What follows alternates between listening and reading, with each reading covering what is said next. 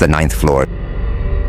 Sana was running late for her late-night shift as a security guard at the new high-rise office building downtown. She had heard rumors about the place, stories of strange occurrences, whispers of a haunted elevator, but she brushed them off as nonsense. It was just a building. Besides, she had never believed in the supernatural. At 11:45 p.m., she stepped into the lobby, the vast, empty space eerily quiet, lit only by dim overhead lights. She made her way to the elevators, pressed the button for the top floor, and waited. The polished silver doors opened with a soft chime, and she stepped inside. The elevator was modern, sleek, with smooth mirrored walls and soft lighting. She pressed the button for the 12th floor, the highest in the building. The doors slid shut, and the elevator began its smooth ascent. But as it passed the 8th floor, the lights flickered once, and the elevator abruptly halted. Sana pressed the button for the 12th floor again, and then the emergency button, but nothing happened. The elevator remained frozen, stuck somewhere between floors. She sighed, assuming it was just a mechanical failure. But then something strange caught her eye. The display panel above the doors was flickering, flashing the number 9 over and over, even though she hadn't pressed for the 9th floor. Her stomach tightened. She had heard the stories about the 9th floor, that it didn't really exist. The original blueprints of the building had never shown a 9th floor, and the tenants whispered about strange noises and shadowy figures seen out of the corner of the eye when the elevator passed that level. Suddenly, with a soft ding, the doors slid open, revealing a dark, silent corridor. A chilling breeze crept into the elevator. Sana peered out cautiously, her heart pounding in her chest. The corridor was dimly lit, the walls lined with old, faded wallpaper that didn't match the modern design of the rest of the building. She hesitated for a moment, glancing at the elevator panel, hoping it would light up again and take her to the 12th floor. But the panel remained blank, as if the power had been drained from the entire system. The elevator groaned softly, like it was alive, exhaling a deep, unsettling breath. It felt wrong. This whole place felt wrong. Sana took out her phone, hoping for some signal, but the screen displayed no service. Frustrated, she leaned against the wall, trying to calm herself down. But as she looked around, she noticed the walls of the corridor were not just old, they were decaying. The wallpaper was peeling away in strips, revealing dark, moldy patches beneath. A pungent, damp smell filled the air. She tried to convince herself that the maintenance team hadn't reached this floor yet, but her gut told her otherwise. This floor didn't belong here. It felt detached from reality, like it existed in some forgotten time, left to rot. The further she looked down the corridor, the darker it seemed to get, the lights dimming into shadow as though they were being swallowed. A distant sound, like the faint click of heels on marble, echoed through the hall.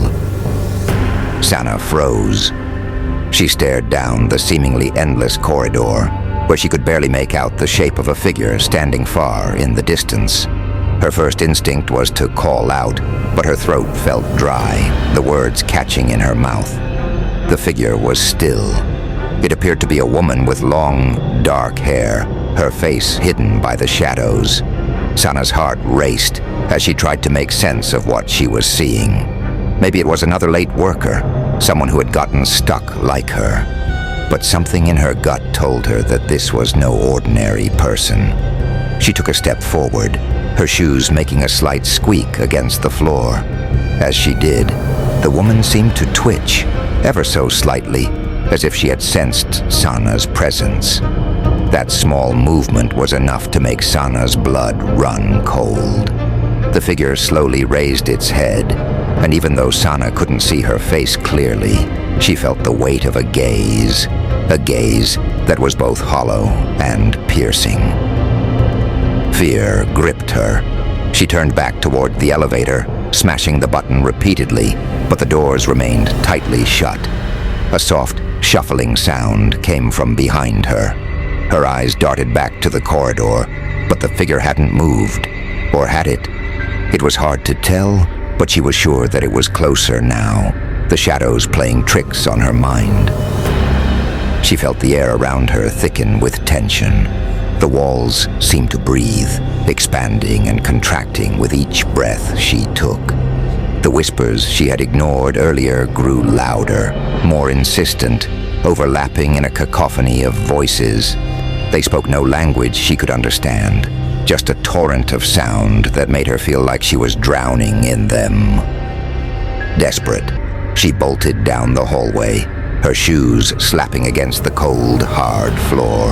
As she ran, the corridor seemed to stretch unnaturally, like it was warping around her, the walls closing in. She could hear the faint rustle of fabric, a soft scraping noise like nails brushing against the walls.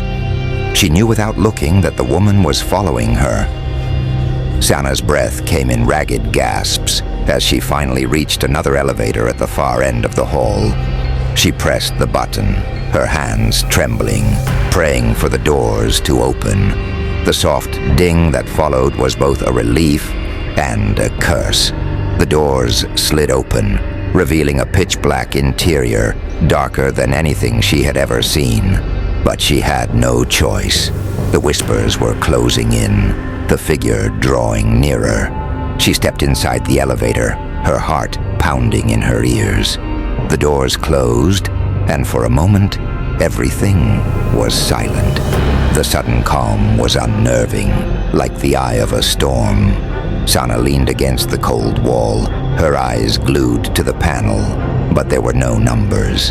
The elevator wasn't moving, it was just descending, slowly, quietly, into nothing.